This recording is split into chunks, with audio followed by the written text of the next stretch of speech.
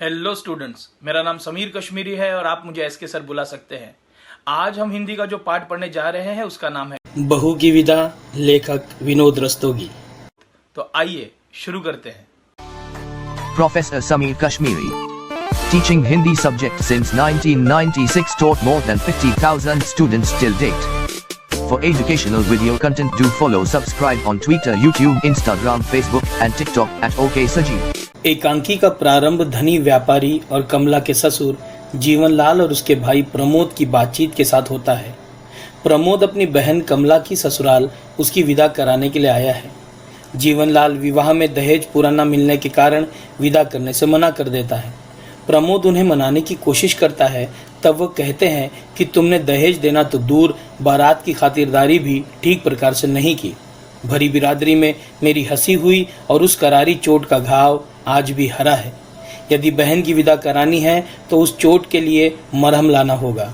प्रमोद अपना घर बेचकर उनके मरहम की व्यवस्था करने के लिए तैयार हो जाता है।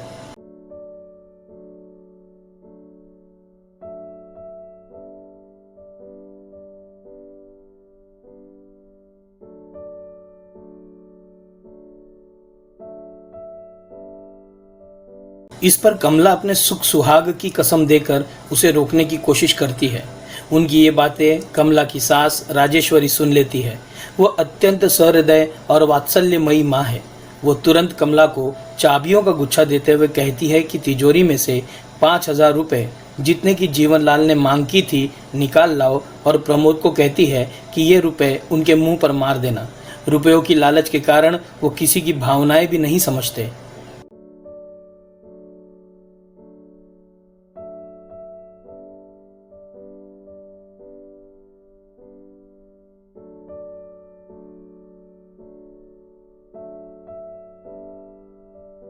इसी बीच जीवनलाल का पुत्र रमेश, जो अपनी बहन गौरी की ससुराल उसकी विदा कराने के लिए गया था, खाली हाथ लौटता है।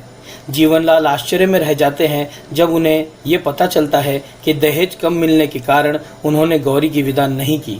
जीवनलाल को बहुत घमंड था कि उसने अपनी बेटी की शादी में किसी प्रकार की कमी नहीं छोड़ी थी। बेटी की ससुराल वालों के इस व्यवहार से वो जैसे आसमान से जमीन पर गिरता है।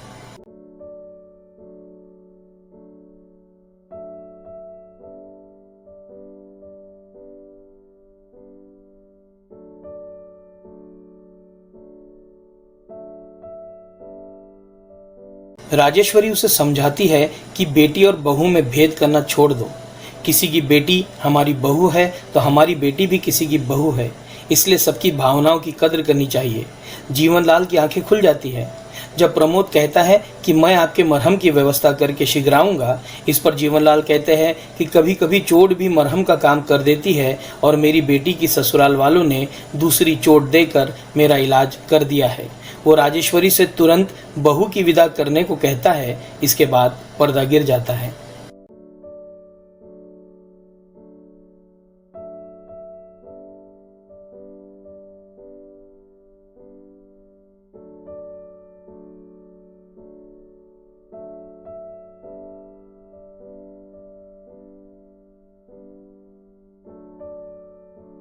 एकांकी का उद्देश्य। एकांकीकार विनोद रस्तोगी ने उक्त एकांकी बहू की विदा द्वारा दहेज रूपी सामाजिक बुराई पर चोट की है। इस एकांकी द्वारा उन्होंने ये संदेश देने का प्रयास किया है कि बहू और बेटी में कोई फर्क नहीं होता, क्योंकि किसी दूसरे की बेटी हमारे घर की बहू बनकर आई है तो हमारे घर की बेटी भी किसी दूसरे के घर की बहू बनकर गई है। अतः बहू बेटी एक समान ही होनी चाहिए। बहू की भावनाओं का सम्मान करना चाहिए और दहेज जैसी सामाजिक बुराई को जड़ से उखाड़कर फेंक देना चाहिए। शीर्षक की सार्थकता। इस एकांकी का शीर्षक बहू की विदा सर्वथा उपयुक्त और सटीक है। पूरी कहानी इसी शीर्षक पर केंद्रित है। दहेज कम मिलने के कारण जीवनलाल बहू के भाई के साथ बहू को मायके के लिए विदा नहीं करता। उधर उसकी बेटी को भी इसी कारण उसके ससुराल वाले विदा नहीं करते। दोनों की ससुराल में इसका कारण दहेज है। जीवनलाल को बहुत घमंड था कि उसने अपनी बेटी की शादी में बहुत दहेज दिया है, इसलिए उसकी बेटी बड़े मान सम्मान से अपने मायके आएगी। किंतु जब उसके साथ उसकी ससुराल वालों के द्वारा वही व्यवहार किया जाता है तब उनकी आंखें खुल जाती है और वो बिना दहेज लिए अपनी बहू को विदा करने के लिए तैयार हो जाता है। इस प्रकार एकांकी का शीर्षक कथा वस्तु के उपयुक्त है। अगली बार फिर किसी कविता, पाठ या कहानी को लेकर आपके समक्ष उपस्थित होऊंगा। आपसे निवेदन है, जाने से पहले चैनल को सब्सक्राइब और फॉलो करना ना भूलें। धन्यवाद।